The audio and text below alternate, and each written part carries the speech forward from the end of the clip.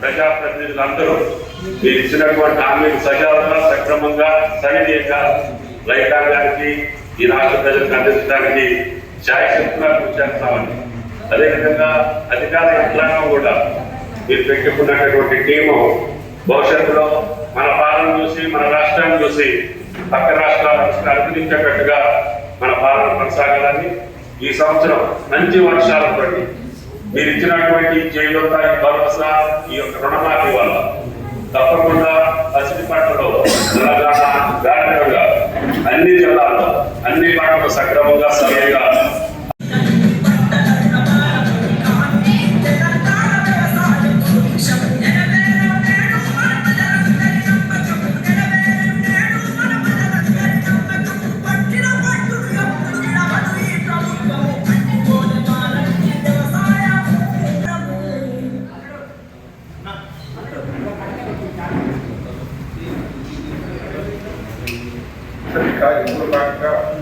వ్యవసాయ శాఖ మంత్రిని సభకు ఉద్దేశించి ప్రసంగించాలనుకుంటున్నాను సార్. దీంట్లో రైతులతో ఇంటరాక్షన్ చేయడానికి కూడా అవకాశం ఉంది సార్.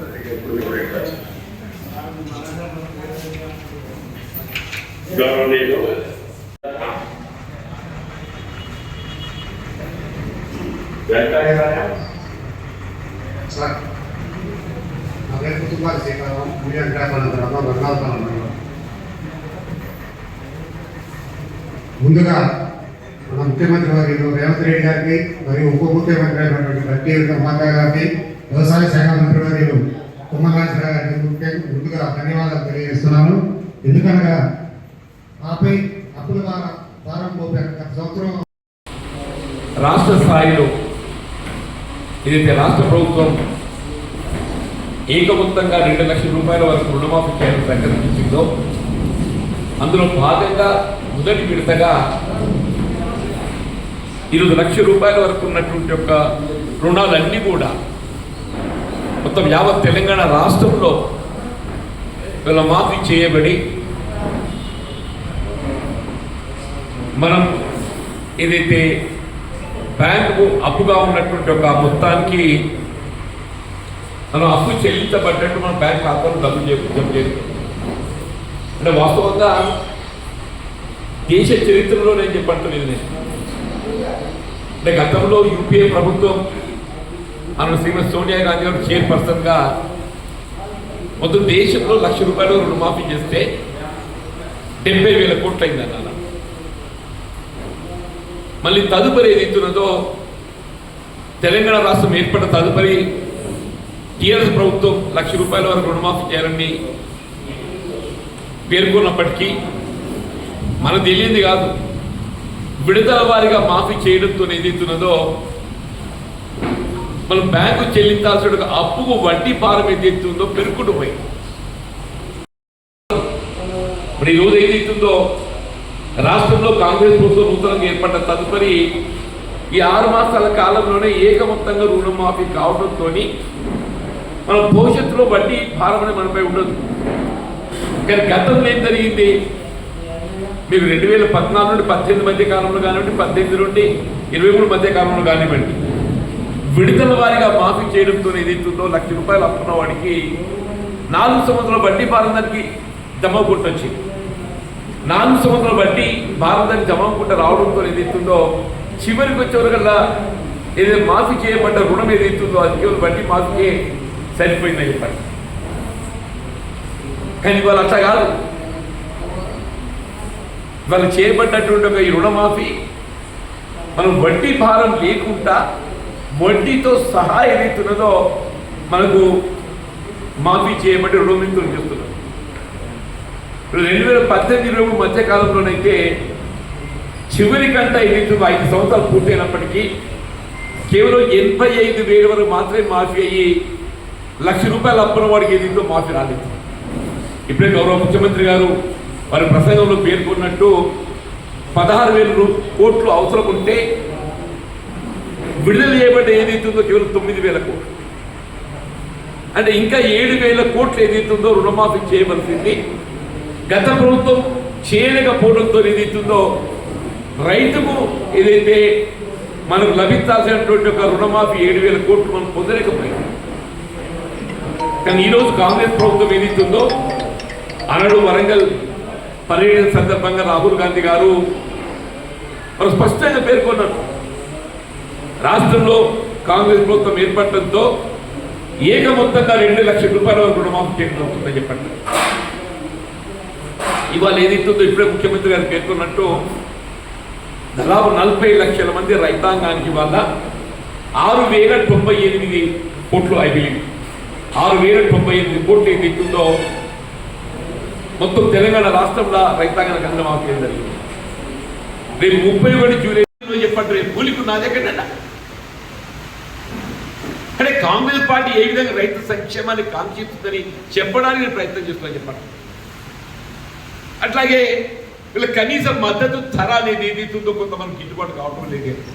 పెట్టుబడులు పెరిగిపోయినాయి, పెరిగిన పెట్టుబడికి అనుగుణంగా ఏదైతుందో మద్దతు ధర పెరగడం లేదు. మరి రైతు గిట్టుబాటు కావాలి, మద్దతు ధరకు అదనంగా ఏదైతుందో మన ప్రభుత్వం కొంత ప్రోత్సాహం ఇవ్వాలి. ఆ ప్రోత్సాహం కూడా ఏదైతుందో వినియోగదారునికి కూడా ఉపయోగపడాలి, వినియోగదారులకు ఉపయోగపడాలి. మన ప్రభుత్వం ఏదైతుందో పౌర సరఫరా శాఖతో ఏదైతుందో నిత్యావసర వస్తువులు మనకు పంపిణీ చేస్తుంది తెల్ల బియ్యం కార్డు మీద. ఏమైపోయిందా, బియ్యం వస్తున్నాయి, తినడానికి ఎవరు కూడా దాన్ని అమలు చేయడం లేదు. ఈ వస్తువుని తీసుకుంటుండో ఇక తీసుకున్న తర్వాత బియ్యం ఏమైతుందో మనకు తెలియదు కాదని. ఇలా రైతు గురించి ఆలోచన చేయాలి, వినియోగదారుని గురించి కూడా ఆలోచన. మనం పండించే ఒక పంట అది వినియోగదారునికి అది అందింపజేయబడాలి, అది ఏదైతే కార్యరూపంలో ఏదైతుందో వినియోగింపబడాలి. అని ఏం చేయాలి, మనం తినే బియ్యం ఏమైపోయింది అందరూ ముడి వాళ్ళకు సన్న రకాలుగా అలవాడబడ్డారు. ఇది ఉన్నమాట చెప్తుంది. సన్న రకాలంటే ఏమైపోయింది, కొందరికి రైతులు ఒక ఆలోచన ఏంటంటే అది దొడ్డొడ్డుగా వడ్లకి ఏదైతుందో పెస్ట్ పురుగు అవకాశం తక్కువ ఉంటుంది, పెస్ట్ స్కోప్ తక్కువ ఉంటుంది, దిగుబడి ఏదైతుందో ఈ సన్న వడ్ల కూడా దిగుబడి కూడా ఎక్కువ వస్తుంది. ఇది అందరూ తెలిసిందే. సన్న వడ్లు 25 క్వింటల్ వస్తే దొడ్డు వడ్లు 25 క్వింటల్ వస్తుంది. రఫ్యా అంటే అంతేకాదు బాబు, మనం యావరేజ్ అంటే మంచి పంట పడినట్టయితే రైతుకు దొడ్డు వడ్లు 25 క్వింటల్ వస్తే ఎకరానికి, సన్న వడ్లు 20 క్వింటల్ వస్తాయి. అంటే 5 క్వింటల్ వ్యత్యాసం కనబడుతుంది. మరి 5 క్వింటల్ ఏదైతుందో రైతుకు కొంత ఇబ్బంది అనిపిస్తుంది కదా. అరే నేను దొడ్డు రకం పెట్టుకుంటా 20 క్వింటల్ వస్తుంటే నీ సన్న 5 క్వింటల్ నష్టపోయానని చెప్పారు. వాళ్ళు నష్టపోయిన వాళ్ళ భావన కాదు, ఆ నష్టపోయిన భావన రాకూడదు అని చెప్పి సన్న వడ్లు సాగు చేస్తున్న రైతు క్వింటల్ ₹500 ప్రోత్సాహం ఇస్తుంది. క్వింటల్ 500 అంటే 20 క్వింటల్కి ఎంత వస్తాయి, 20 క్వింటల్ ఇంట్లో 500 ₹10,000 వస్తాయి. వస్తాయి 10,000. అక్కడ అదనంగా 5 క్వింటల్ మనకు దిగుబడి వచ్చి తగ్గిందనుకో, ఉదాహరణకు అది 10,000. అది కానీ భర్తీ అవుతున్నది. ఈ విధంగా ఏదైతుందో వీళ్ళు కాంగ్రెస్ పాలిత ప్రభుత్వం ఎక్కడ కూడా అమలు చేస్తారు. కేవలం కాంగ్రెస్ పాలిత రాష్ట్రాల్లో మాత్రమే అమలవుతుంది. వీళ్ళ తెలంగాణ రాష్ట్రం యావత్ భారతదేశంలోనే ఆదర్శంగా నిలుస్తుందని చెప్పండి. తెలంగాణ రాష్ట్రం యావత్ భారతదేశంలోనే ఆదర్శంగా నిలుస్తుందని చెప్పండి. ఇవాళ నా 40 సంవత్సరం సుదీర్ఘ ప్రజా జీవితంలో ఇంత ఏకమొత్తంగా ₹1,00,000 చూసింది. ఏకమొత్తంగా ₹1,00,000 చూసినా నేను అనుభవించాను, నాకు కూడా వచ్చిందా. ఇవాళ 2 లక్షలకు వచ్చేసిందంట, 2 లక్షలకు వచ్చి కొంటుందా ఇది ఏంద్రా అని చెప్పాను. కానీ రుణమాఫీ కార్యక్రమం అమలేవో కానీ ఆ దేవుడు కూడా కరుణిస్తుండు, వాళ్ళ దేవుడు కూడా కరుణిస్తుండు. వర్షం కూడా మంచిగా వస్తుంది. వర్షాకాలం పంట ఇటు వరే కానీ, మొక్కజొన్నే కానీ, పప్పు దినుసులే కానీ, నూనె గిన్నె ఇవ్వైనా కానీ చెప్పట్టున్నాయి. మంచిగా చేతి నిండా పంట మండాలి. మా వ్యవసాయ శాఖ అధికారులు కూడా మీ సలహాలు సూచనతో ఏదో ఎప్పటికప్పటికీ మాకు సరైన సలహా సూచనలు ఇచ్చి మాకు అండగా నిలవాలని చెప్పని కోరుతున్నాను. మరొక్కసారి ఈనాటి ఈ రుణమాఫీ సంబరాల సందర్భంగా రాష్ట్ర ప్రభుత్వం ఏర్పాటు చేసినటువంటి యొక్క ఈ వీడియో కాన్ఫరెన్స్ ప్రత్యక్షంగా ముఖ్యమంత్రి గారి ప్రసంగాన్ని వీక్షించేటువంటి అవకాశం మా అల్లీపూర్ రైతులతో పొందినందుకు నేను ఒక రైతు బిడ్డగా, ఒక ప్రజాప్రతినిధి కాదు, ఒక రైతు బిడ్డ, నేను స్వయంగా రైతులే చెప్పట్టు. నాకు 14 ఎకరాల పొలం ఉందో రవి. నేను అంటూ నెలలకు అనుమానం ఉంటే వేయద్దా, ఏమైతుంది, కాలం కొట్టుదా చెప్పాను. సగమే నారు పోసి 6 ఎకరాలు పోసి 6 ఎకరాలు ఆపబోయని చెప్పాను నేను. కానీ ఏదో చూసినాక ధైర్యం వస్తుంది. ఇంకా 6 ఎకరాలు కూడా పోతా, 12 ఎకరాలు పండిస్తా. అది కూడా సన్నవాటిలో పోతున్నాయి, అది కూడా సన్నవాటిలో పోతున్నాయి చెప్పండి నేను కూడా. ఎందుకంటే వినియోగదారుడు వినియోగం అది ఉపయోగపడాలని చెప్పి సన్నవాటిలో పోస్తున్నా.